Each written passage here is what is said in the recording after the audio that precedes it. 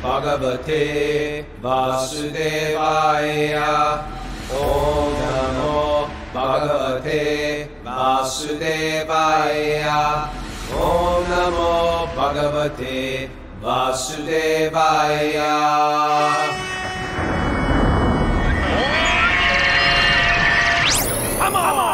Live from Super Soul Farm, this is Wisdom of the Sages, a daily yoga podcast with your host Raghunath and co-host and senior educator at the Bhakti Center in New York City, Kaustubha Das.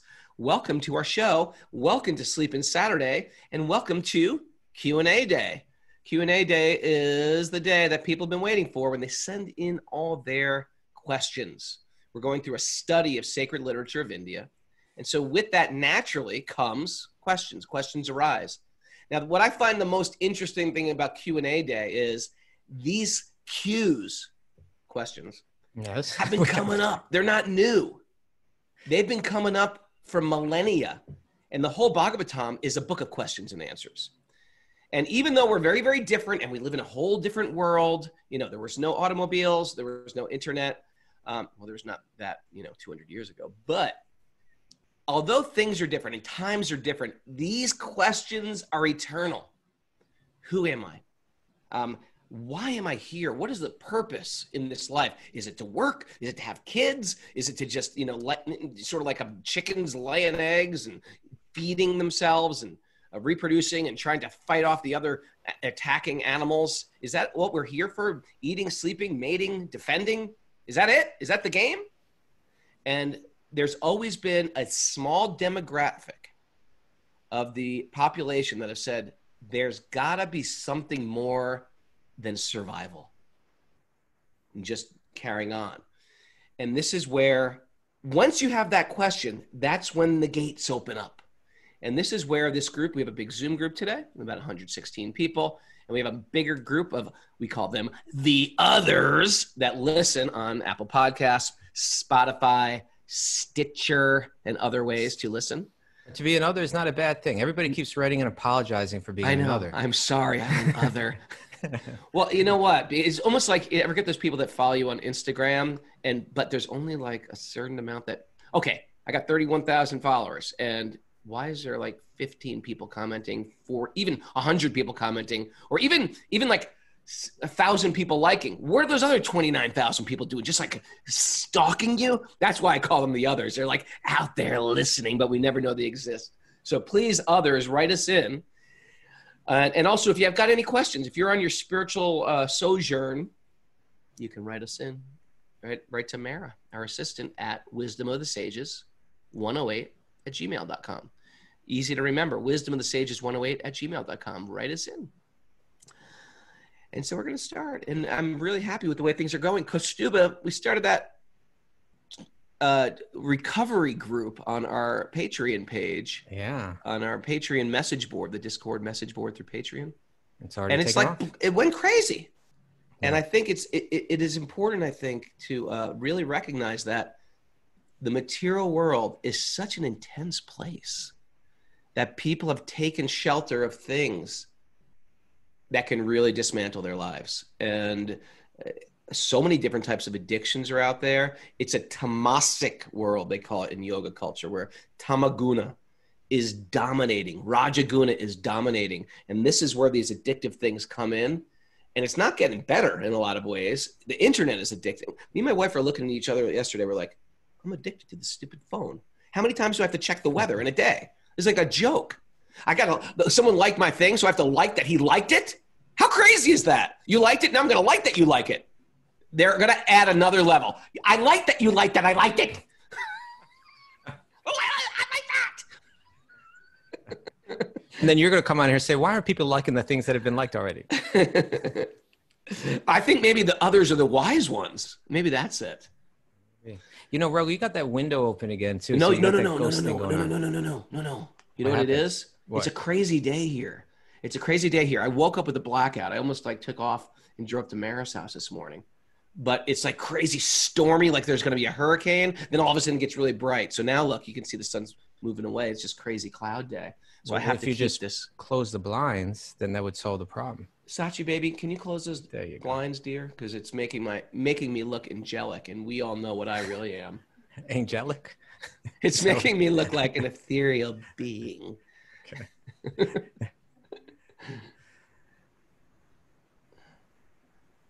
Angels are real. I just want to put that out there. Thank you. Angels are real. So we ready to go? We ready to start, or something else we need? Oh, anyway, that message board is taken off, and tomorrow is like the first meeting for like the Bhakti related 12-step meeting. Bhakti related 12-step Patreon members will know about it if you follow it on our Patreon. If on the Patreon page, you join our Discord group, and Jiva will be heading up a meeting starting tomorrow. So Jiva's Kaustubha's old friend, New Yorker that lives in Germany, hung out in the Lower East Side in the hardcore scene in the old days. And, you know, the 12-step thing, like you were saying yesterday, really brings a person up in their spiritual life. So she's always been focused in that recovery. And then she's got more and more connected with Krishna. She came to India with us for a month last year, and it was like a really special time. It was special to like reconnect with her. She went on the entire Gorilla Biscuits tour in Europe. Did you know that, Kaustubha? I just found that out. I think Parmananda told me that. Okay. A lot of you guys who know nothing about punk and hardcore are like, what are you guys talking Biscuits? about? Gorilla? But welcome. Okay.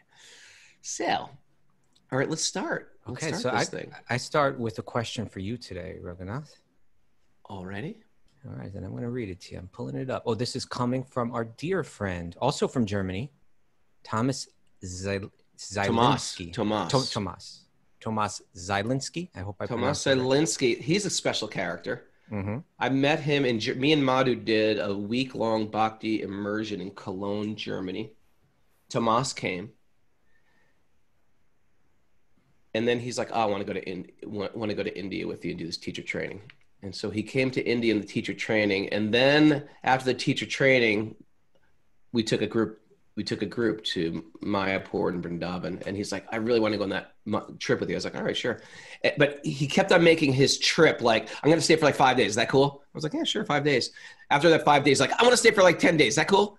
Yeah, sure, 10 days. And he kept on like changing he had all big plans. And he just got so absorbed in the current of Bhakti. It's like Bhakti is like a wave, and it can lift you way up high and then swoosh, propel you like a surfer. And he just had like a very high experience that I'm sure, because we've all experienced that Bhakti wave generally if we're here listening to the show, and he just got swept away in it. So I love this man.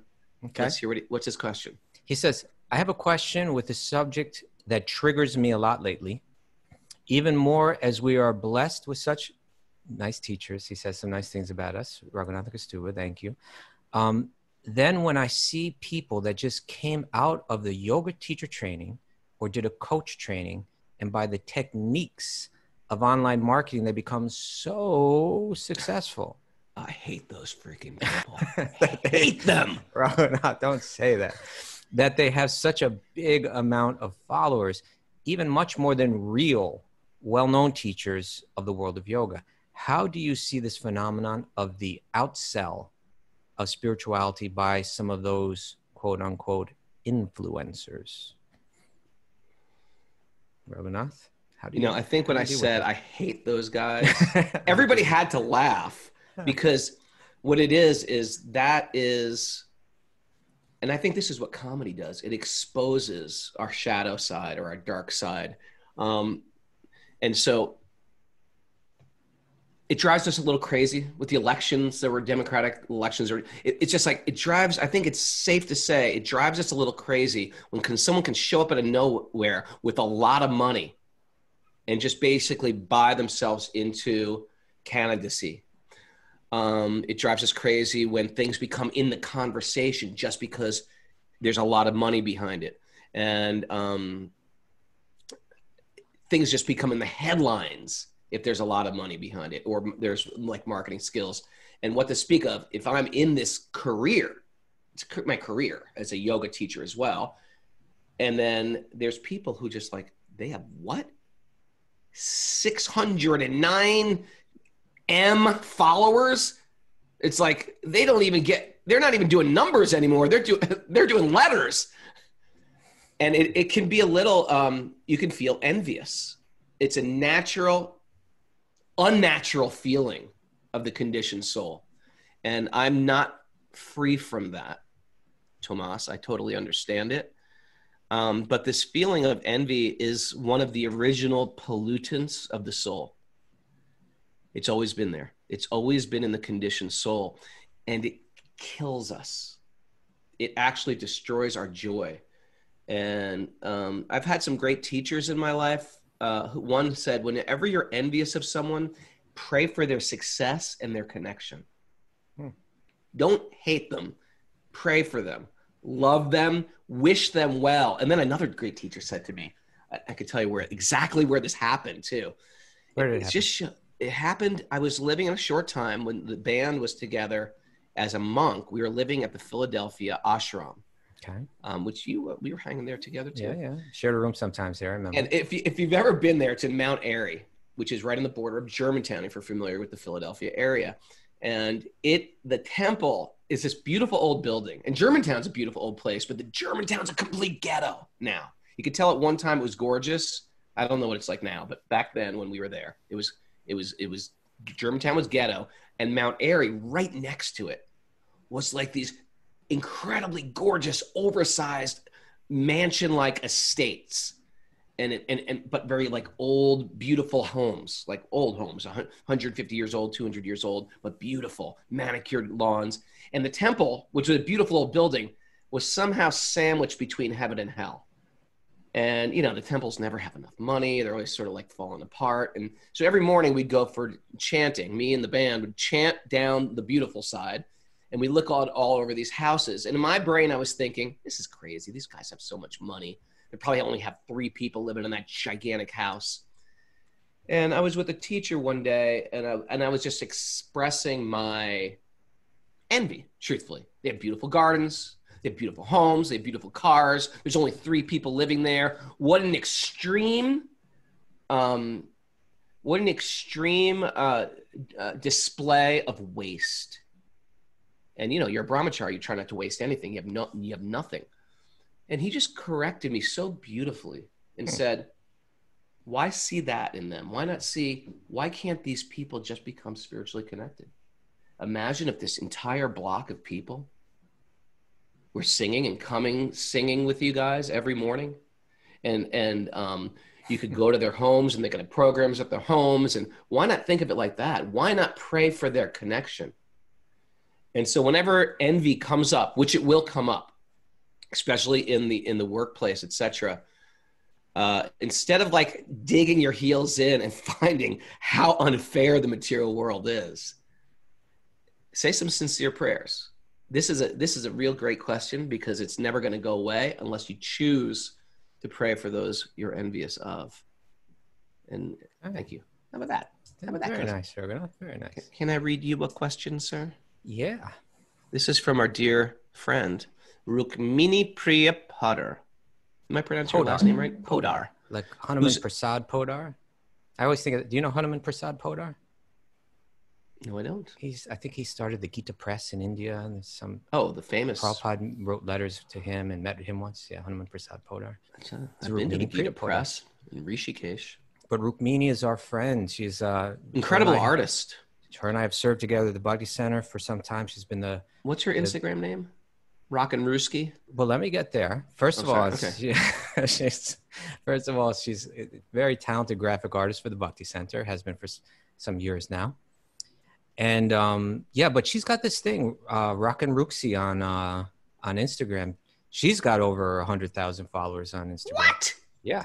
Now I'm envious. Now I'm envious. You're envious. Sick of that crap. How old is she? 24? She's in her 20s. I'm not sure her age. I'm furious. But she writes about, she does these illustrations about emotions. And they're very fascinating. People can check that out. Rockin' Ruxi. Put that on the board. Put that on the board if you can. Rockin' Ruxi. At Rockin' Ruxi. It's Rockin' Ruski, I think. No, it's not Ruski. It's I just Ruxi. sent that privately by mistake. No, I'm serious. It's Ruski. I don't think Anyway, it would be she's Ruski. listening. Her Put name it on is the board. Rukmini. It'd be Rockin' Ruski. Ruksi. Anyway, Mara, can you look that up on Instagram, Yeah. please? Thank you. Try every spelling for Ruski. I would be Ruski. Okay, let's hear what she says. Okay, here's her question. Dear Kaustubha, this is a very timely question. First, I just want to sincerely applaud you and give you my grateful thanks for the community you're building every day on Wisdom and the Sages. Some would call us architects, especially during the quarantine. I've been listening to Wisdom and the Sages every day without fail, and it's provided a much needed already sangha and anchor. She's an other. My question has to do with the current topic of severe racial inequality in our country. It's been brought to light so much more with the recent death of George Floyd. I've been so heavy-hearted about this over the last few days, and I have also acknowledged my own ignorance to so much Black injustice. My question burning my heart is, how do spiritual communities grapple with this question? Especially those who follow a path of bhakti. Growing up as a devotee, she grew up a devotee, I didn't know that. Yeah. I didn't know. Growing up as a devotee, I'm envious again of her. I'm building a stockpile of envy towards everyone today. Growing up as a devotee, we have always learned first that we're not our bodies. However, although this may be an ultimate truth, it can also make us callous and insensitive to those who are actively mistreated and even killed for their skin color. I rarely see examples of leadership and teachers in our current ISKCON world and Bhakti tradition who openly talk about racism and talk about how we can actively be anti-racist rather than just not racist, which is more passive. As a teacher in Bhakti, how do you begin to address the sensitive topic? How can we understand we are not this body ultimately, but also learn to lean into the discomfort of our privileges that we're born into? To be more human, to listen to our Black brothers and sisters, and to do something rather than just, quote, be spiritual. Sorry if there's way too much of a question here. I value you both so much and have respect for what you're doing. So I really wanted to send you the question in case you are going to address it during tomorrow's Q&A. Great. Okay. That's a So, question. yeah, thank you. We applaud you as well, Rukmini, and thank you. And yeah, it is such an important question. How do spiritual communities grapple with the question of racism? And I think her question is also getting to like being beyond just being like a passive, quote unquote, spiritual person. Now, this question is important, you know, especially because it's coming up at this time where the entire United States is thrust again into a moment of self-reflection, having witnessed this brutal and senseless killing of George Floyd. And again, we come to these moments and we hope that they're going to be a turning point and that they're going to lead to some kind of lasting change. And again, they seem to end up only heightening the tension and the sense of polarity and the sense of rage that people are feeling. And so now Rukmini's question has to do with how a spiritual community or a spiritual person responds to it. And it's my observation that a genuine spiritualist can lie anywhere on a broad line, connecting on one end a recluse, to on the other end, like the directly engaged social activist. And as a community, as a spiritual community, we can respect them all for making an important contribution. So the recluse is highlighting the importance of what is otherworldly or what's happens like internally, and they're uncovering spiritual realizations that lie deep within us all, but that most of us fail to recognize or be changed by. And so that recluse can frame these truths that they've gained and share them with people that can appreciate them. And the activist, the spiritual activist, can carry those truths into a world of injustice. And they can apply those truths as a foundation for social change. But social change, like lasting, healing social change, I believe, only comes about when those truths expand, not like merely by legislation, but they have to enter into the hearts of others, right? That the message of love, that message of compassion, that message of equality, it has to, if you just try to legislate it, it just leads to more and more battle and more tension. The truth has to enter into the hearts of others. Now, Srila Prabhupada came to the Western world as a 70-year-old man with no money, no sponsorship. He had 2 heart attacks on the way on a 37-day cargo ship ride. And then he landed on New York Skid Row on the Bowery so that he could carry a message of bhakti, of spiritual truth, that he was convinced could, and these are his own words, that it could save the world in its darkest hour. And we may take note that things lately seem to be getting darker all the time. It's been a pretty dark year so far in many ways. Now, Thomas Merton, you ever read any Thomas Merton, Raghunath? The Catholic monk? I know of him. I've never read him. What did he write? Seven Story Mountain was his probably most famous book, but he wrote so much. But just a very important monk and theologian. And this is what he wrote about Srila Prabhupada. And I'm highlighting Thomas Srila Merton Prabhupada. wrote something about Prabhupada? Yeah, he did. And I'm highlighting Srila Prabhupada right here because the question was asked in the context of the spiritual community that Rukmini grew up in. So what Thomas Merton wrote about Srila Prabhupada was he said, Swami Bhaktivedanta brings to the West a solitary reminder that our highly activistic and one-sided culture is faced with a crisis that may end in self-destruction because it lacks the inner depth of an authentic metaphysical consciousness. Without such depth, our moral and political protestations are just so much verbiage.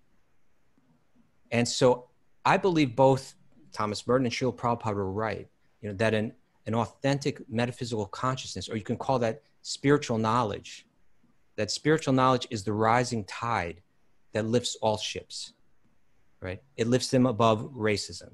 It lifts them above misogyny. It lifts them above the destruction of the earth and all its natural resources, and above all kinds of cruelty and injustice that plague our society. And all of these ills arise from ignorance of our spiritual nature. And that's why spiritual knowledge is the cure, because it goes directly to the root of the problem. So spiritual knowledge means the knowledge that we're not our bodies, but that we're divine sparks of God's energy. It means it's the knowledge that informs that all life is sacred. The knowledge that there's a divine root from which we all grow and that connects us all in the most profound way to each other and to the animals and to the earth and to the rivers and to the mountains and to the oceans. And I believe that it's only this type of spiritual knowledge that can lead to the internal purity that allows the heart to hold love for not just like a few, but for everyone. And it's only that type of love, the true love, universal love, that can bring meaningful and lasting social change. And I believe Martin Luther King recognized this when he said, love is the only force capable of transforming an enemy into a friend. It's only then that change takes place, right? When hearts are transformed. He said, there is something about hate that tears down and is destructive. So love your enemies. And he said, man must evolve for all human conflict a method which rejects revenge, aggression, and retaliation. The foundation of such a method is love. And he also said this, and this is very interesting, I find. He said, let us not seek to satisfy our thirst for freedom by drinking from the cup of bitterness and hatred. We must forever conduct our struggle on the high plane of dignity and discipline. We must not allow our creative protest to degenerate into physical violence. Again and again, we must rise to the majestic heights of meeting physical force with soul force. I'm sorry, is that Martin Luther King or Thomas Merton? That's Martin Luther King. He says, again and again, we must rise to the majestic heights of meeting physical force with soul force. So soul force is that force that's born out of knowledge of the soul or spiritual knowledge. And that's why I believe that the only revolution that will really heal us is a spiritual revolution. And any contribution that revolution, any contribution to that revolution should be appreciated, and it should be celebrated. And those contributions will come in all kinds of ways. And now this is real important. I want to make this point to Rukmini. She asked, how can we do something rather than just be spiritual? And I appreciate the sincerity in that question. And my response is that don't underestimate the spiritual path, thinking that it's that representing the message of bhakti is like a passive or timid path. The spread of bhakti in the Western world, it's happened and will continue to happen by the blood, sweat, and tears of many people really willing to sacrifice to make it happen. And Raghunath and I both, from our own experience, could even share that, in so many ways. I know, like, for instance, myself, I was one of those guys that might stop you on the street, on a sidewalk, and encourage you to take a look at a Bhagavad Gita, right? And for many years, one of those guys. I always cross the street. But I'll tell you something, for that, I can't tell you beyond how many insults I tolerated and how many times my life was threatened. Loser, weirdo, cult member, get out of here. Yeah, or I'm going to kill you, But I've been arrested by the police, handcuffed, dragged into private rooms, brutalized, beaten, and then convicted of assaulting the officer. Can I do the imitation, please? Imitation of that? The cop grabbed him. Yeah. It was one of these Pinkerton cops that dragged him into the back room of a Walmart or something. After punching poor Kaustubha, sweet Kaustubha, throwing him against the wall, he just put him in handcuffs, right? Yeah. Then they called his supervisor and said, No. This is what, before that, he had me by the neck. Let me do it, man. All right, go ahead. Well, anyway, I don't have to go into all the details, but yeah, go ahead. Let me just do the quote. Yeah. Because my kids say this, it's so funny. No kidding. In retrospect, it's funny. Okay. But he calls up the security and he looks at Kaustubha. He goes, "It looks like we got here the Dalai Lama." No, he said, "Oh, Kaustubha." He said, "We got ourselves." He was sitting at his desk. I'm handcuffed now, having just been beaten by this guy, and he has a Bhagavad Gita in his hand. He said, "Looks like we got ourselves some kind of Dalai Lama over here." This was in Texas. Houston, Texas, yeah, or something. In Houston, right? but the fact is, we can laugh at it now, but look at your own life, Raghunath. How many times you were heckled? How many times you were mocked? How many times you were actually beaten? We had Parmananda on here telling us about how he was attacked just for trying to represent something that's good. Yeah, it's real. And so when I look at the movement of bhakti as it came to the West, even what we're talking about now is nothing compared to what many have endured, what Srila Prabhupada endured, what the Bhakti-yogis in the Eastern Bloc countries endured. Where religion was, any spiritual path outside the Eastern Orthodox Church, I think was Catholic Church, I can't remember, was completely banned. I mean, practically all KGB, like they were in prison, sent to prison camps, sent to work, labor camps. And died in those labor camps. Yeah, or murdered. Yeah. So my point being is that, don't, when you look at that broader devotee community, think about all that lies behind it, how the community that you grew up in was built upon, and it was built upon a lot of sacrifice. But it's a sacrifice to bring spiritual knowledge to the world. Now Martin Luther King also said, this is a beautiful quote. He said, life's most persistent and urgent question is, what are you doing for others? So he recognized that it's our dharma to serve. And so in conclusion, my advice to Rukmini is, she mentioned, sometimes I don't see this as being such an urgent question in my spiritual community. Why aren't the leaders talking more about it? And I appreciate that urgency. But my advice is, don't wait for the leaders in your spiritual community to lead the way. They may be engaged in the best way that they know how and sharing what they can share, but rather draw from their wisdom. Wherever you find some wisdom from them that inspires you, take it. Take that wisdom. Go into your own heart with that wisdom. Spend some time with it there.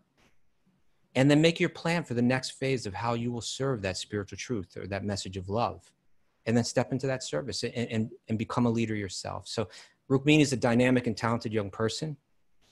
And she already has this platform where she can reach, thousands and thousands of people. So use it, use the spiritual truth that you've gained in your life and bring it to the world. And it's that, again, my belief, that it's that spiritual truth that is the real remedy to all of the horrible injustices and the cruelty that plagues our world today.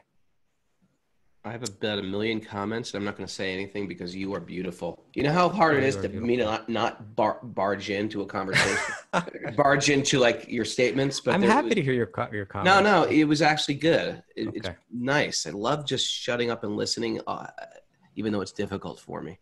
All right. Well, now I'm going to shut up and listen to you. You ready? Okay. Thanks for that question, Rukmini ji. Thank you, Rukmini. Love Rukmini. This has come from Dakota. Also, we got another Texas connection here from Amarillo, Texas. Looks like we got here a Dalai Lama of sorts. Looks like we got ourselves a question from Dakota coming from Amarillo. And the question is this. My reason for writing is twofold. First, I wanted to thank you from the bottom of my heart for the podcast. Well, thank you, Dakota. And second, I was wondering, where do I go from here?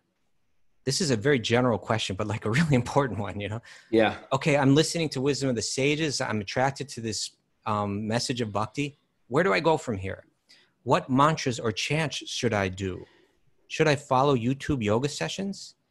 I am brand new to this world, so absolutely any advice would be helpful. Again, thank you all so much. You're doing excellent work. Well, thank you, Dakota. Raghunath, it's a very general question, but I think a very relevant one. Super relevant, most relevant, especially since after that Joe Rogan thing, that opened a whole different gate for Wisdom of the Sages, where people are just sort of like, I want to hear what this resonates with me. Now what? And some people are really coming into this with years of experience or have been on a spiritual path. And for some people, they're sort of like, all right, well, tell me what to do. How does it work? And so thank you for asking, Dakota. First of all, you're doing it. You're doing it. Like, and by the way, I get a lot of questions like this. Okay, I'm listening. Here's how we do. We get Sangha. Sangha means a group of people, like-minded people, where we get to hear truth on a regular basis. This is our Sangha, and we do this regularly. For a lot of people on Zoom, or even the others that I don't know about it, we do this every day. And we do it on our downtime. We make special time for it. And by hearing truth on a regular basis, it changed the trajectory of our movements in this world. And that's going to change so many people we interact with on my path, on my journey in life. This is also changing the world, is deeply changing myself. So by hearing transcendental knowledge on a regular basis, that's one thing. Then I always encourage people to enter into mantra meditation. It is so powerful, highly recommended, not by me. I'm not so bright. You know that if you get to know me, but the great masters have said that.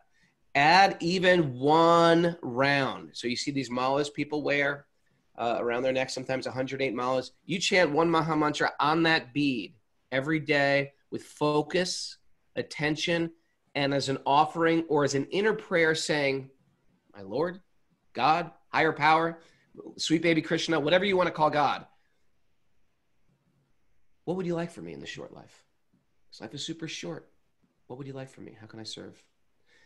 That's the second thing. So there's the meditation, the Sangha, right? Mm-hmm. Which we have here. And this is a whole community here. People on this Patreon message board, these guys, they have a community. They're lifting each other up, and it's international and it's beautiful, and we're all different. And we're all the same in so many ways. We're all different, but we just have different situations. We're all the same in so many ways. We struggle with heartbreak, loss, gain, good fortune, life, birth, death. We all have going through these things. And then after you've got a regular program, and I want to share this, it's not like a quick burst of passionate enthusiasm. We don't need that. If I say I want to start bench pressing 500 pounds, I don't go to the gym once or twice or even for a week. I got to start thinking about a weightlifting program, a martial arts program, a piano program. Whatever I want to get good at, you have to put in time on a regular basis, not just quick spurts of energy.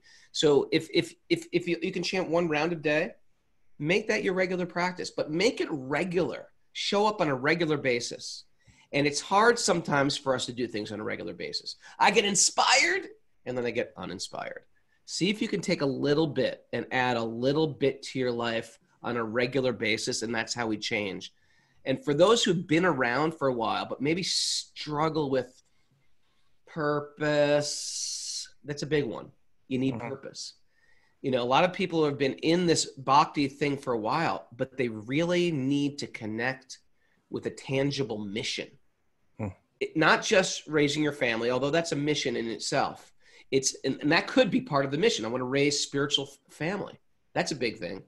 Sure. But we should be connected with other missions as well. How can I contribute to other missions? Like Kaustubha and myself we get asked a lot of times, can you give a class for our training? Can you give a class for my online Sangha? Can you give a class? So we want to go out of our way. We've got our Wisdom of the Sages mission, right? But that's our mission to serve. And also those missions, we want the blessings of devotees. A lot of devotees, our teachers have encouraged us, yes, do this, get serious about this. And we're always going and checking in with them. We're always going to Raghunath Swami, what do you think? How can we improve? We ask other devotees that we respect. And then we want to, and some of us have created a life where we really don't have that much time to start our own spiritual foundation. Then contribute in any way you can to another mission. You know what I mean? That you feel like these people are doing good work. She's doing great work. They're doing great work. I want to support that. You know, Mara would sometimes come to the farm. We're doing our teacher trainings. And she went through our teacher training. And she's like, I like what they're doing. I want to sponsor a retreat with cooking. And she would sponsor a whole weekend. And it's like, you take what you do and you offer it in some way, in a humble way. And people have done it with so many of their talents. If they can't do it financially, they do it through some work or through some seva. Sometimes we'll have a seva retreat where people are doing service at our farm. People go to a temple and do some service. People find some great soul, or some people who need some help, or some people who need some help with this pandemic, and they're rendering some type of service. And they're working overtime.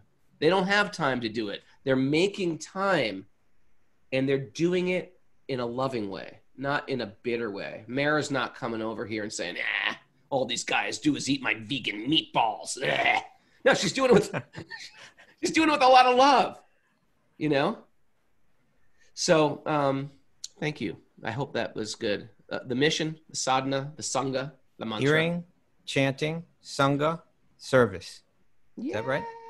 Yeah. I think that was great. Thank you, Raghunath. Thank you, Dalai Lama. I'm not the Dalai Lama. Okay. Hit me. Hello, Dolly. Leslie Lotto. Leslie Lotto's from Long Island. She's from Millard's crew at Funky Ohm. Okay. They got a cool crew out there on Huntington, Long Island. Funky Ohm. Funky Ohm. And I love going out there for yoga. They do kirtans every week. Leslie is a regular member. She's a Zoomer. And she said, I'd love to hear from Kaustubha how he became a monk. And how he found the path. Okay, yeah, Leslie. Kaustubha. Well, you know, we had a whole show on that once, right? Before we became Wisdom of the Sages. The Kaustubha show? We had one where I went through a whole long thing about, you remember that? I told my whole story. You forget it. I was on the message. I was chatting with people while you were talking. Okay, that's probably what it was. But, you know, that's a long story. Maybe we could do that at some time again, you know, but I told the whole story about how I got stabbed and how, you don't remember that? I do. I just joking. Okay. I listen to everything you say. Yeah, but we can, we no time for that now, but maybe someday we should do more lengthy, you know, things about how both you and I fully came to the path. But yeah. I'll just share a little bit. And you know, what I'll share is somewhat connected to Rukmini's question too, because when I was, you know, about the time I became like about 12 or 13, I was really interested in rock and roll, and I was interested in punk rock. And I was also interested in, like, say, politics or social issues. And as I entered into, you know, as a young person entering into that hardcore scene in New York, you know, I was exposed to people that were also thinking in the same kind of circles. Like, for instance, like right across the street from CBGB's was the Yippie kind of center, right? You ever see that place? Yep, I know exactly what you're talking about. Okay, so you know, like you had these radical kind of characters, anarchists, and I was kind of like that as a hardcore kid. But the more that I got, you know, in those teenage years, from say when I was 13 to I was like 17 or 18, I was disappointed in most of the social activists that I was encountering, you know, or at least not fully, Sure. often disappointed, or maybe not fully inspired by. And that, you know, that a lot of it had to do with what Martin Luther King was talking about right there, that if your activism doesn't have a spiritual basis to it, if it's not based on the idea of love and of changing hearts with love, then it's very possible that it starts to erode, that your anti-energy begins to erode what's pure in you. And you begin to embody, just under another label, but embody the same kind of negativity that you're fighting against. Sure. We don't want our protest to create hate. Right. We don't want our hate of hate to make us hate. To make more hate. Yeah. Yeah. So when I began to hear the message of Bhagavad Gita and of Bhakti from my friends who were these guys in the hardcore scene, these influential guys in the hardcore scene, the answers to the questions of life I found very satisfying. The answers to social ideas, like we were just discussing, I was very satisfied with those answers. And then I began to see how people lived it in their lives. Mm. And some of those people were monks. And it began to grow in me, the idea that I should dedicate myself to this. And that was another time, right? That was nearly 35 years ago. Yeah. When to practice bhakti in the West likely meant joining the Hare Krishna movement, and that likely meant a radical change, not just in your attitudes or opinions or values, but in your lifestyle, in your clothing, in your clothing, in your hair, in your haircut, in your haircut. Yeah, there was no Zoom community in 1988. Yeah, or 80s. It was, you were either serious about your spiritual life or you are in complete Maya, and we know that's not true. There's a broad spectrum of people in their spiritual life, yeah. But there are less opportunities and less ways in. And so for some time, it was in the January of 87 where I really said, oh, this is it for sure. You know, a good at least 6 months building up to that, I kind of saw that this was coming, because I was reading Srila Prabhupada's books and they were just ringing so true with me.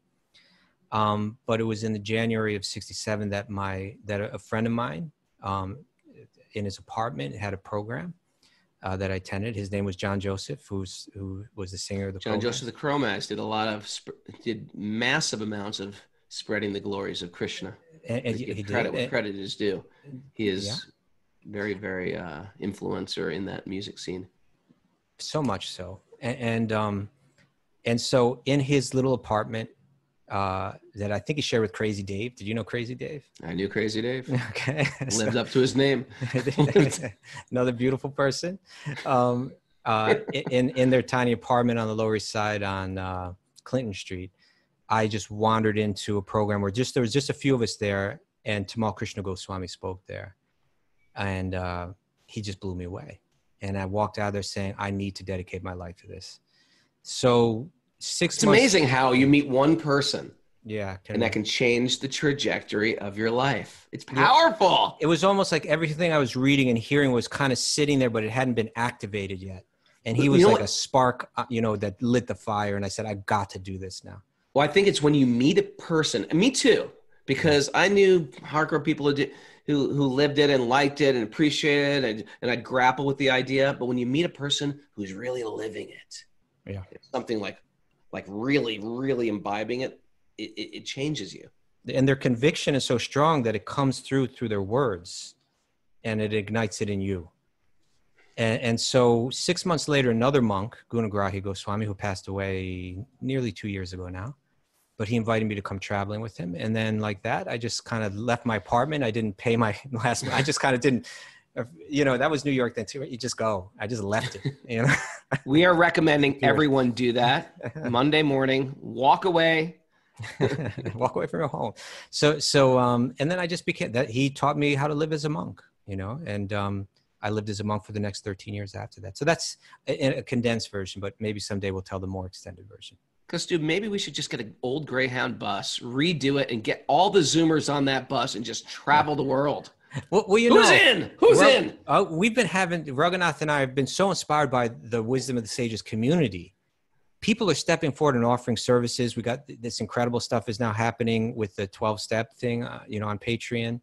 Other people are stepping forward to offer different kind of services, and hearing even like Dakota's question, seeing how this is a tough year because everything's hard you can't plan anything this year because of the whole COVID situation. Can't plan anything. But we could create a yearly schedule of trainings and retreats and experiences that people from anywhere in the world, and we could travel to different places in the world, or people in the world could know in India for these months we do this, in America in these months we do that, we go to Europe, we go to the West Coast, and people could really know like how to plug in.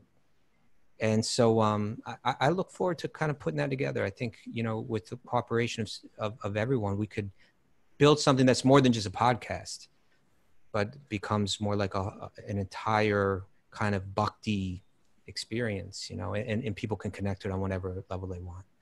Yeah, really excited. I'm really excited. As a matter of fact, everyone loved Paramananda's yoga class the other day. That was awesome. I'm thinking of asking out to some of the senior teachers, students, Bhakti Zoomers, if they'd like to offer a class once a month. And then we can put together a whole schedule where a few times a week we can have yoga classes for on the Patreon page. And it just makes the community a real community. That through Patreon, which again, people can join for $1 a month if they want. Right? Yeah. Many of you are more generous than that. And that's really what facilitates us expanding this.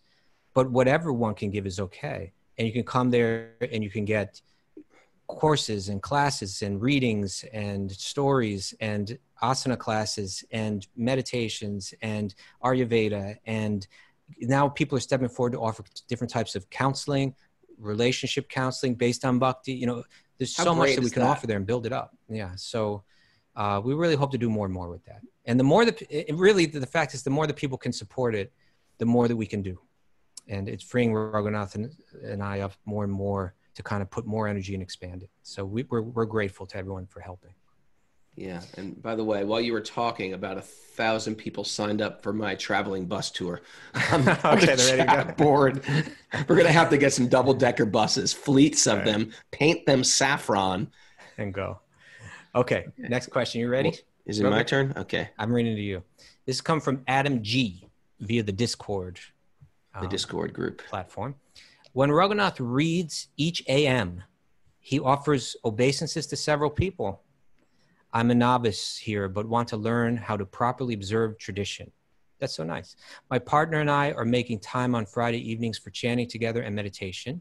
That's really great. To whom and how should I properly offer obeisances? And what does that mean? Adam G. Adam G, great question. I love these.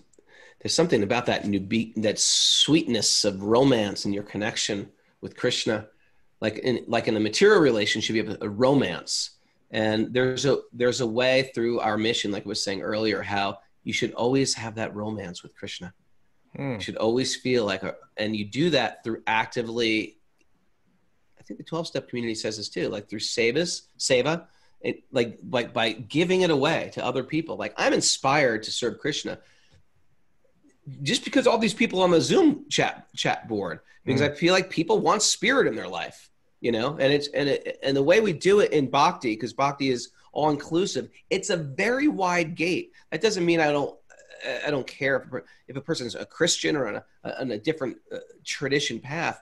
In Bhakti, it's a very wide gate. We accept we're all spirit souls. We're all struggling in the material world. We all want some type of oasis in a desert of material life. So this question is beautiful. I think also, because I've had very broad-minded teachers, they've taught me always to go right with the essence. So when Raghunath reads in the morning obeisances to several people, you can start thinking of who you are grateful for in your life that have changed. I'm going to use this the third time I use this word, the trajectory of your life. Who has spiritually changed my life? Sometimes it's a parent. Sometimes it's a best friend. Sometimes it's an author of a book. And sometimes in the case where we read in the morning, Narayanam Namaskritya, first we offer obeisances to Narayan, means God, Vishnu. And then we offer obeisances to Narayanam, Naram Chaiva Narottamam. Devim Saraswatim Vyasa. Yeah, we to the goddess of learning, Mother Saraswati, unto Vyasadeva, the author of the Srimad Bhagavatam, and to the deity, his deities, Narada, Narayan, Rishi, the supermost human being. So that's how I say it. I don't know how we'd get the actual translation if he wants to learn that prayer. Sometimes there are formal prayers to learn. A matter of fact, in a couple of weeks, we have Dravida Prabhu coming, and maybe we can ask him to give some formal prayers that are good prayers for us to study, you know, because he's like a master. He can teach how to chant them and sing them, so to speak. And maybe we could get him to chant that standard Mangalacharna, that kind of like standard.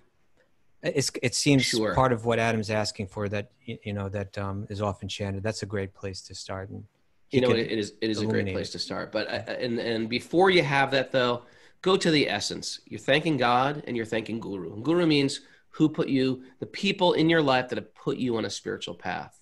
And for me, it's important on a regular basis, meaning many times a day, to think and appreciate them, especially before I start speaking. Before I start speaking, take a moment. Before I give a yoga class, take a moment and appreciate that all this stuff has been lovingly given to me, and never let that out of the forefront of my mind, or else I can become really, I have the tendency, if you don't mind me sharing, I have a tendency to become incredibly arrogant. No. You know? Yeah. That's me. That's my issue. You just see a little thing as a big thing because of your devotional No, man, vision. I'm very insightful into my arrogance. Okay. So what do you call it? So I have to remember, hey, I'm not just in this. I have been given gifts, and therefore this is not mine. I've got this gift from Guru. I'm grateful. Nice. How's that? Can I ask you a question now, sir? Please do.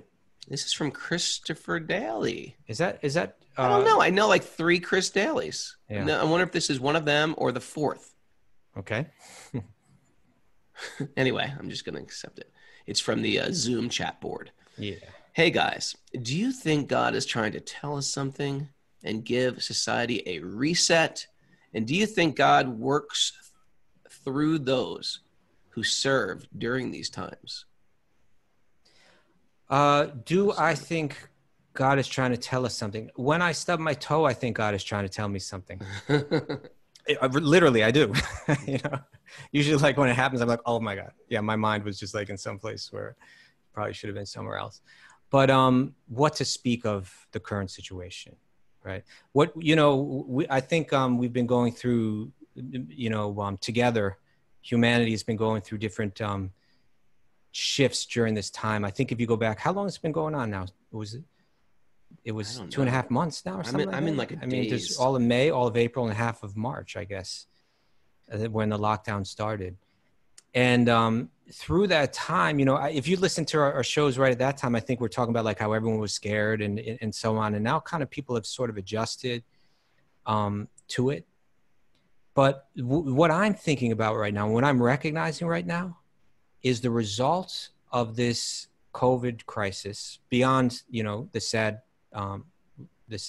parts of it, you know, of people, whether they're dying or losing their jobs and so many things. But another, you know, theme, super major theme in it is that this is a time of change. It's a time where people's lives are shifting from one place to another. I see it in practically every single person I speak to, that their lives are shifting in one way or another, that they're moving from here to there, that they are, that their job is changing, that in one way or another, things are shifting.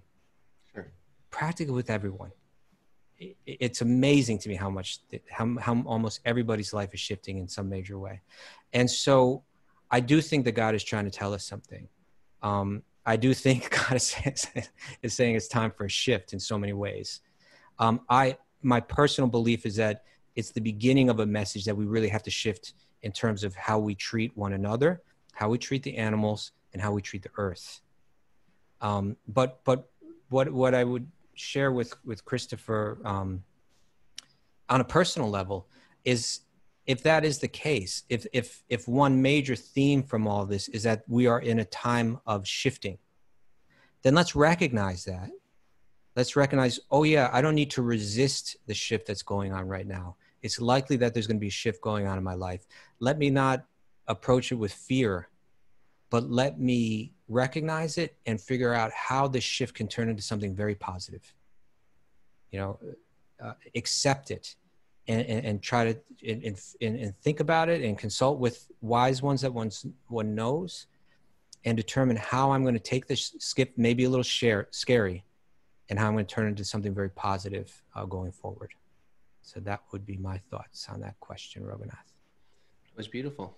Thank you. Maybe it's a good little exercise for everyone just to write down, specifically write down, what is the meaning for me? What am I supposed to take away from this? And really get clear on it. Instead of like just, well, okay, that was a pause. Let's just jump right in to our old life. What do I have to change? Yeah. If we don't learn that lesson, it's just going to come back. Anyway, thank you. I'm sorry. Thank you. I think I should just shut up and let you answer and stop being such a butt-insky. It's not a butt-insky. I was done. People still say butt-insky. That was a great word. I haven't heard it in a while. Butt-insky. Okay, but now I'm going to butt-insky with a question for you. All right. This is coming from Temporarily Chris. That's a great, people have all these crazy Discord names, which I generally don't like, but Temporarily Chris, I really like that. Because it's going to change, right? Because it's going to change. Yeah. All right. So Temporarily Chris asks, one of the things I've been struggling with is the idea of a personalized Krishna. All right. My understanding of God has always been that of an all-pervading super soul that dwells in everything. Prabhupada says that is only a partial realization. I feel that I can more easily interface with Krishna as a super soul, knowing that he dwells in my heart. However, the idea of a relationship with an actual divine being and personality is something that is difficult for me. This is because since I have not met Krishna in the flesh that I know of, it has forced me to use my imagination, which by its nature is limited and flawed. Do you have any advice on how to overcome this? Thank you. Good question. Good question. Great question. Thank you. I think, there's this whole like Buddhist 12-step that my friend Noah Levine set up. Mm-hmm. What's it called again? I can't remember the name. What, Dharma Punks? Dharma Punks. It's this whole, but it's like basically a 12-step program, but you just take the higher power thing out of it because it's Buddhist centered, which is the very thing we like about the 12-step program. Because is it the higher power or is it like the personalized idea of maybe the personalized idea? Truthfully, I'm not sure. I'm not that educated on it, but maybe someone else can write it in. The refuge recovery, that's what it's called. But my theory behind it all is we've been hurt in the material world in relationships. This is my theory. And you can shoot me down and say, speculation, if you like. But this is my theory. I think I agree with where you're going. Okay. I think people have been hurt in personal relationships. Yep. I have. We've all had our heart broken before, or maybe our parents broke our heart. Maybe my parent never showed up for me, or maybe my parent just took off, or maybe my parent died when I really needed him. Sometimes we can get screwed up or have trauma from a parent who died at a really important time of our life. And I think there's a fear of personal relationships and there's a fear of a deity. And I've heard advanced yoga teachers say, there is no personal higher power.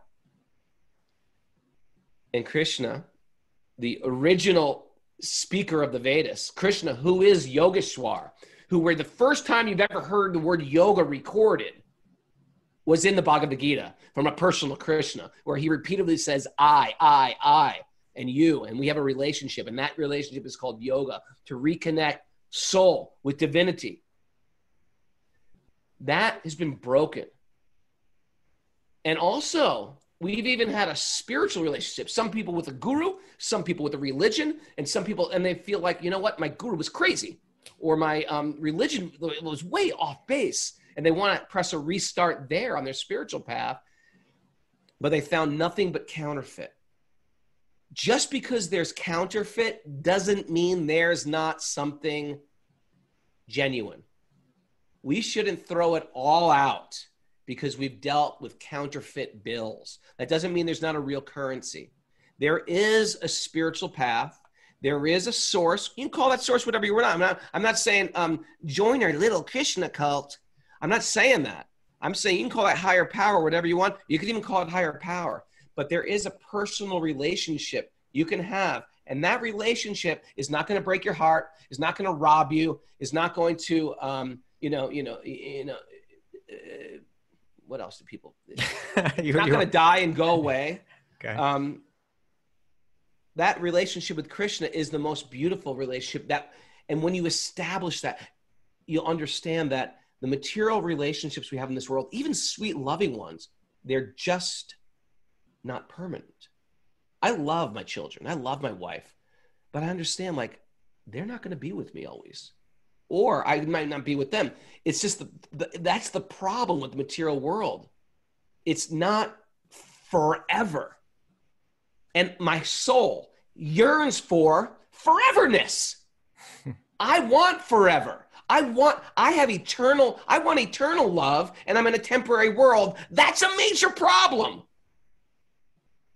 That's a major problem. I want a permanent home. I want permanent stuff. I want a permanent family. I want my kid always to stay adorable. I don't want him to grow a mustache. You know what I mean? It just happens. And so this is a big problem in the material world. That's why our real connection has to be with our higher power. And that is a higher power that won't cheat you. And when we resurrect that connection, then all the other people in my life, my loved ones, even my not loved ones, but my loved ones, then I'll see them in relationship with that source. And then our relationship will actually become deeper. It won't become pathetically needy. We need that connection more than ever in this temporary world. Drop the mic. Boom, drop it. Silent mic drop. That was great, Raghunath. Thank you. Has Rooney grown a mustache or something? Where did that come He's from? working on it. He's 6 years old. No, just kidding. Okay. All right. So it's my turn, I guess, huh? Yes, it is. Thank you, temporary Chris. Temporary Chris. So I don't know if you talked about temporality, so that was a perfect answer for him. Yeah, I hope that answered his question. I think it did. I think you certainly gave him some food for thought. Basically, we need a personal relationship. Okay. We want that person. God is everywhere. That's cool. Everywhere. But you need to develop that relationship where you're dependent on that divine being. Just hear more about it, right? Yeah. And let it rest and just hear more about it. I would say, hear Sweet Baby Krishna and then see where it goes. Yeah. Okay. Abir Ashrani, I love this guy. Abir from Mumbai. Yeah, he's a Mumbai boy. What do you call a person from Mumbai? A Mumbian? No. A mumbler? A mumbler? Mumbles? No, a Mumbai car is what you call Really? it. A Mumbai car, yeah. They just have to change that when they changed it from Bombay to Mumbai. Yeah. I don't know what it was when it was Bombay. A Bombayan? A Bombay I actually car? like the word Bombay. A Bombay Basi? Bombay Bussy. Well, Abir Ashrani is from there. He's only 18 years old, which is really impressive because I wasn't asking some of these questions when I was 18. I was asking some very, very horrible questions, I think. But this is beautiful. By the time you're 18, you were coming around. Mm. But not this much. Yeah. Anyway, Abir, here you go. Let's see. Here's the question for Kaustubha. The first question is regarding how one should go about building a personal relationship with Krishna. I have heard you on the show and many times talk about how people see Krishna in different ways, either like a son, a partner, a brother, or a parent. This ultimately affects how they should show their love and devotion to Krishna. So I was wondering that for a beginner in spirituality, such as myself, how should I go about trying to build my personalized relationship with Krishna via email? Abir, thank you for that question. Question, Abir. It's a great question, an important one. He mentions that we often talk about how one can have a relationship. It's not just us. It's there in the works of the great Bhakti-yogis in their writings about how one can relate to God as like that God, that God can be your friend, God can be your lover, and these other types of relationships, intimate relationships. But you can also be the servant of God. We don't, and again, that's something that triggers our fears perhaps. But really that's how we approach. We approach with the mood of a servant. It's called dasya rasa, right? Sakya rasa is the friendship type of love. And vatsalya rasa is the parental love. Madhurya rasa is the romantic love. Dasya rasa means the love that a servant has for those that they serve. And it's from that dasya bhava, that feelings of, I want to serve you. I'm happy to serve you. I love serving you. That's where we do our work as bhakti yogis. And those other more intimate relations, they'll be revealed in time. That's something we don't have to worry about. But I thought I would share a couple statements from a very important acharya, great teacher in the Bhakti Yoga tradition. And his name was Srila Bhakti Siddhanta Saraswati Thakur. Right? Great name. So this is the guru of Srila Prabhupada, who translated and wrote the commentaries to the Bhagavatam that we read every day, and who brought Bhakti Yoga to the West. This is from his guru, Srila Bhakti Siddhanta Saraswati Thakur. He had one statement that he would say. It's often quoted, right? Raghu, you'll recognize this when I say it. He said, don't try to see God, but try to act in a way that God will want to see you. Right? Love it. Love it, right? Boom, right there. That's a really good one. Don't think we can rush into some intimate relationship. Just like, like Raghunath has his family, his wife, but like I say, oh, Raghunath, I really want to love and serve you. And hey, I'm stepping right into your bedroom. It's like, no, it's like, you're not welcome here. Yeah. It's like, you can't. Kaustubha's looking in the window. Hey, I love you guys. It's like, you can't impose yourself into an intimate relationship. It's so you come from that platform of service. If I showed up and said, hey, Raghunath, I'm here to wash your dishes, you'd probably be like, okay, great. I would. Yes, but if I tried to barge into for you right now. Yeah. But if I tried to barge into your bedroom, you'd be like, get out of here. So similarly, we don't try to barge into God's bedroom, and we don't think that we're so qualified that we should be seeing the vision of God. Like, hey, it's not that cheap. But the advice that he gave was, he said, try to act in such a way that where God will be pleased to see you. Try to serve with such humility, with such determination, with such consistency, and ultimately with such love, that God will be pleased by that, and his attention will turn especially towards you. I find that to be a very important piece of advice. Huge. And then he said another thing too. He said, God must be seen first through the ears. He said first the Vani and then the Vapu. So Vani means instructions, and Vapu means like the personal presence. So if you want to see God, hear about God through your ears, through Bhagavad Gita, through Srimad Bhagavatam, and embrace the Vani, embrace the spiritual teachings that are there, embrace them in your life, contemplate them, reflect upon them, live them out, carry them out.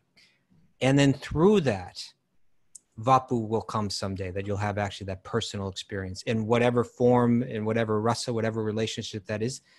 Let that come, but try to embrace the mood of a loving servant, and rather than see with the eyes, see with the ears. Hear Bhagavatam, hear Bhagavad Gita, and I think that'll be a real solid way to approach that personal relationship that you so desire. All right, that's beautiful. Do we want to do one more each or something, or should we wrap it up here, Raghu? What do you think? 9:13. Do them quick? Yeah, let's do them quick. I've got a lot, only because a lot of people are writing in and appreciating today. Okay, good. And sometimes it's good to end on a high note today, by the way. Whose? Yeah, sometimes it is good to end on a high note. It's Whose Abir's birthday. Abir. We answered his question on his birthday without even realizing. Happy birthday, Abir. All right, let's. So he's 19 now. Yeah, it's 19. Not so impressive anymore, right? Not really that impressed, and he's growing a mustache. He's got a mustache. Forget about it. Okay. So this question is coming from Vayu Das. Vayu Das. Yes. Vayu. Good name. Who's Vayu? The wind. The god of the wind. God of wind. Dear sages. Now let's be clear. We're not the sages here. Yeah. Let's read. The sages are there in the pages. The sages are in the pages. We're just the servants of the sages. That's right. The servants of the servants of the sages. Yeah. We're sage anudas. Dear sages. It's an important point, Kaustubh. It's a very, very important point that we become alive. We appear like we have something to say, not because we're so wise, but because we're hearing from the wise. That's right. And therefore we become wise. And if truthfully, if all of us just hear this wisdom, apply it to our life, and then repeat it, you come off like the Dalai Lama. Because the thing is, the stuff is very powerful. If I put my finger in the electric socket, we become electrified. And the sages themselves say, it's not like there's one divine master. Also, by this practice, we are evolving ourselves. We can witness ourselves evolve. And that's the difference about bhakti, where there's not just like one divine deity, and then we're all pieces of crap. It's not true. We have a chance to evolve. Go on. Okay, Dalai Lama. As time propels myself toward the finish line. Oh, he's thinking like you think, Raghunath, right? He's preparing for that moment. That's what happens on this side of 50. You start right. to think of the finish line, the end game. As time propels myself toward the finish line, I get a real sense of increasing focus for truth. Very good. Good. I have found solace and inspiration through the association of fellow devotees of my era. Like you, I joined the movement in the 80s, 1983. And after 6 children, my marriage breakup, He beat me. the normal day-to-day struggles to survive, I'm an artist. I'm still learning to love. He's hitting that point in life where he's thinking about stuff, right? I can feel it. He's thinking. My question to both of you pictures.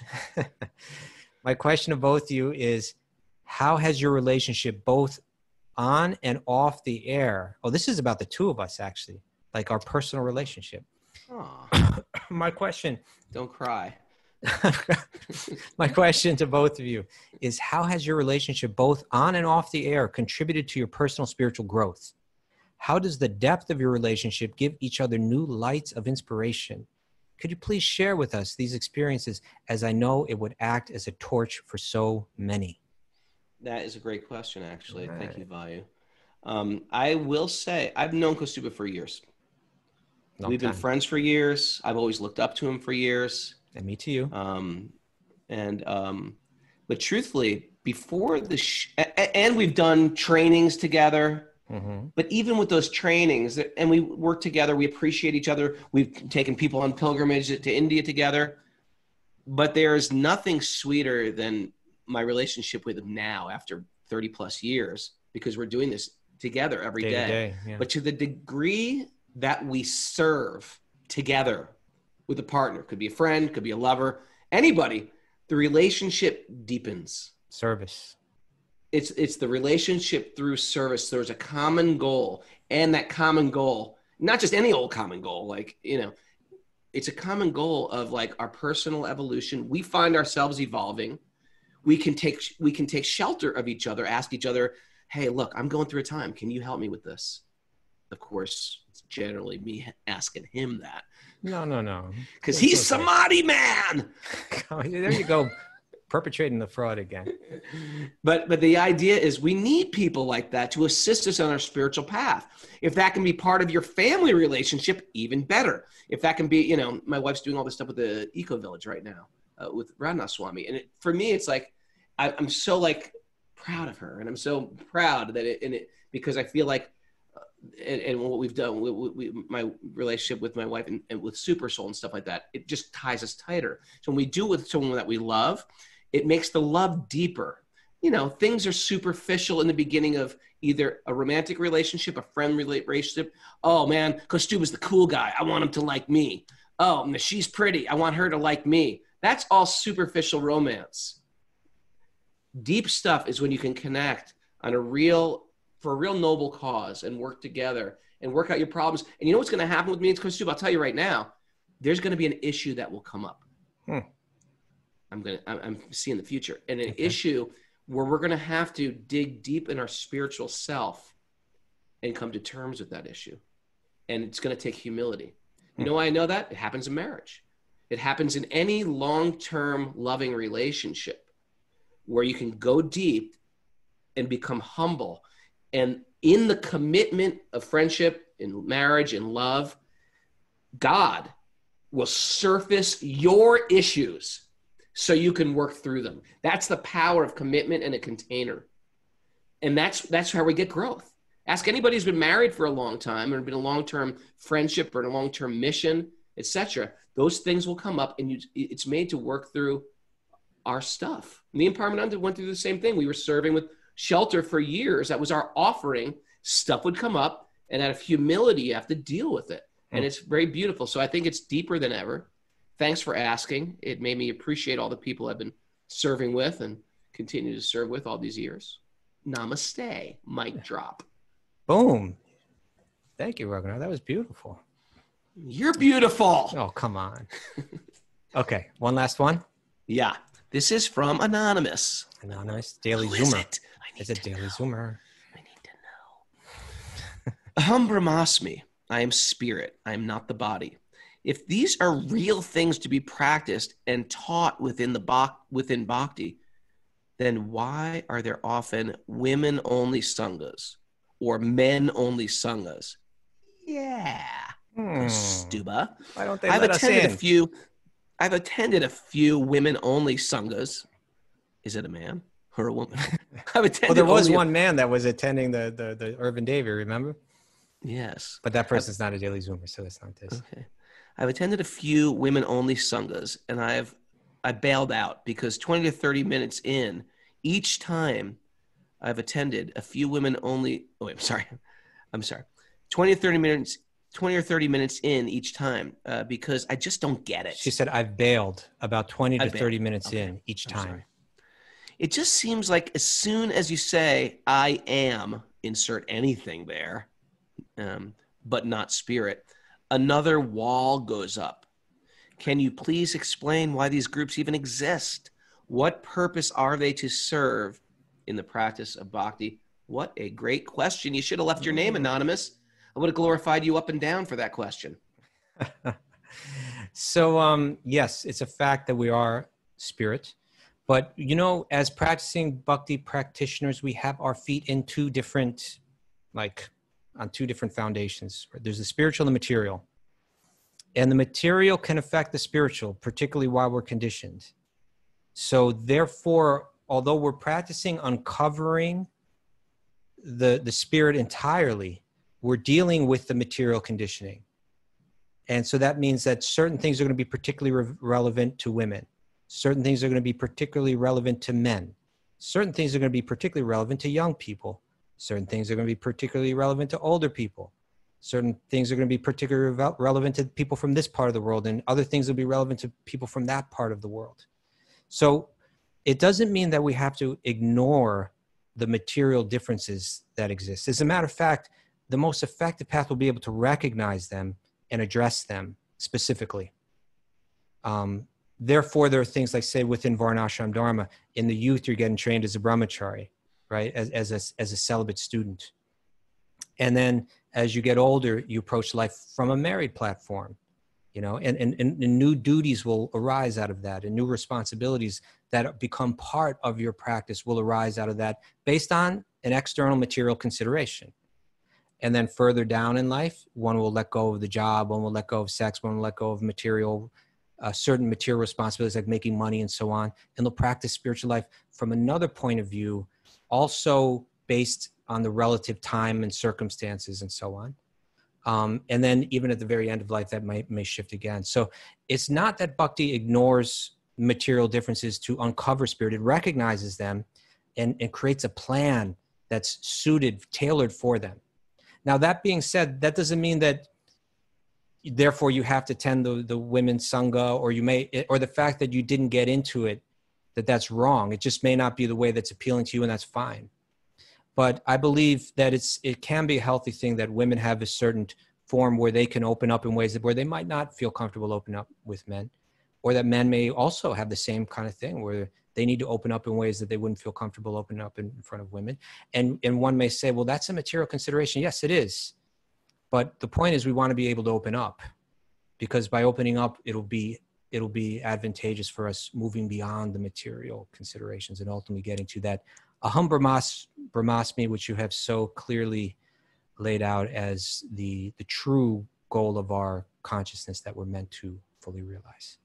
And I will stop there, and that'll be it. You got the music? That was beautiful. Oh, thank you, Raghunath. Great answer. You're beautiful. I love sleeping Sunday. I love love sleeping Saturday. Yeah. And I want to thank everybody for joining us. If you're listening to on Zoom, I'm going to ask a favor of you. We're having our big thing with Moby tomorrow. Moby's going to be interviewed at 11, right, Kaustubha? Yeah, it's going to be 11 a.m. 11 a.m.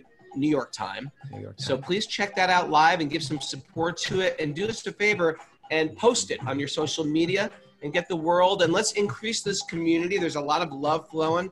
What the world needs now is love, sweet love. Oh.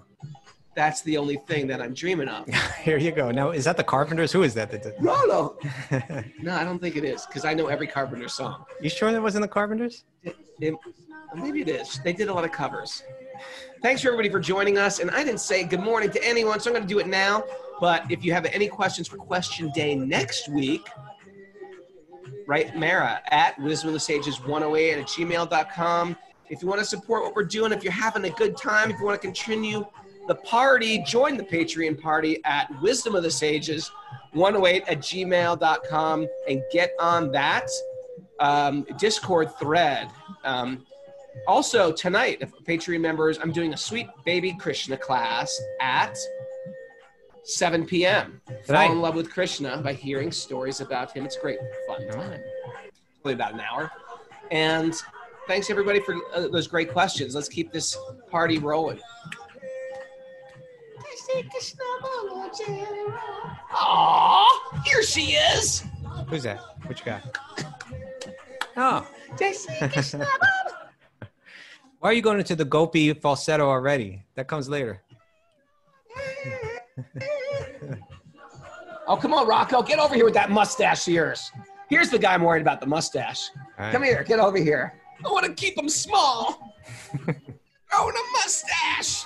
It's about to be any day now. Oh. Krishna Bolo Bolo.